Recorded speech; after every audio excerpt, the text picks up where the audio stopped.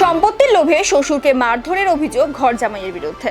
জামাইয়ের বিরুদ্ধে রাজগঞ্জ থানায় অভিযোগ জমা হতেই পলাতক অভিযুক্ত।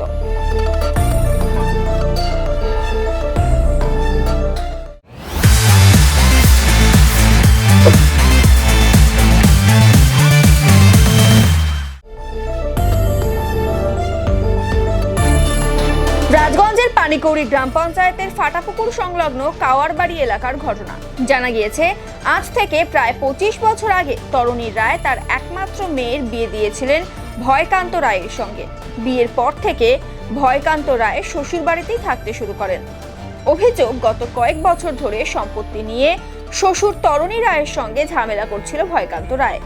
তরুণী রায়ের ভাই কলিন রায় জানান, দাদাকে তার জামাই সম্পত্তির জন্য বেধড়ক মারধর করত। দুদিন আগে এই অত্যাচার চরম পর্যায়ে পৌঁছলে রাজগঞ্জ থানায় অভিযোগ জানানো হয়। এরপর থেকেই জামাই ভয়কান্ত পুলিশের ভয়ে পলাতক রয়েছে। জামাইয়ের বিরুদ্ধে অভিযোগ করলেও ভয়কান্তর হয়ে তার স্ত্রী কোনো মন্তব্য করতে চাননি।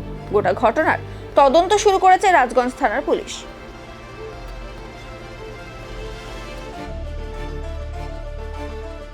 শ্বশুরকে ধরে পুরা পিটাইছিল জামাই। হ্যাঁ, একদম হাত টাত সব ফাটাই দিছে, কার মুখ সব ফাটাই দিছে। হ্যাঁ, ফাটাই দেওয়ার পরে তো ওকে জায়গায় সম্পত্তি, বাড়ির সম্পত্তিটা তো সব লুট করে নিছে, লিখে নিছে। আবার ওর শ্বশুর বাড়ি, মানে ওর শ্বশুরের সম্পত্তি, তার শ্বশুরের সম্পত্তি লাগে। হ্যাঁ, এইটার জন্যই মানে মারপিটটা বেশি করেছে। যদি সম্পত্তি আনি না দিস তাহলে তুই এই বাড়িতে। মারধর করেছিল সোমবার রাতের 8টার দিকে। পুলিশ কেস করা হয়েছে। পুলিশ আসছে প্রায় 3 দিন পরে। পুলিশ বলল হবে, অ্যাকশন হবে। এখন কি করে না করে কে জানে। হ্যাঁ, ওই জন্যই মারে। প্রায় 4-5 বার মারছে, সব সময় মারে। ওই বাড়িতে নাই, ওর বউটা আছে, ও তো আজই সকালবেলা ভাগিছে, নিখোঁজ হয়ে আছে। তদন্ত যদি করে আপনার থেকে বাইরে করবে পুলিশ।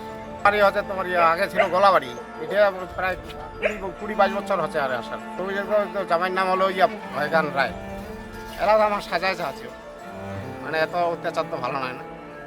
মানে এত যে দাদাকে ধরে যে এত মারে, প্রায় 4-5 বার মারছে। এইবার তো একদম ফাটাফাটা দিয়েছে একবারে।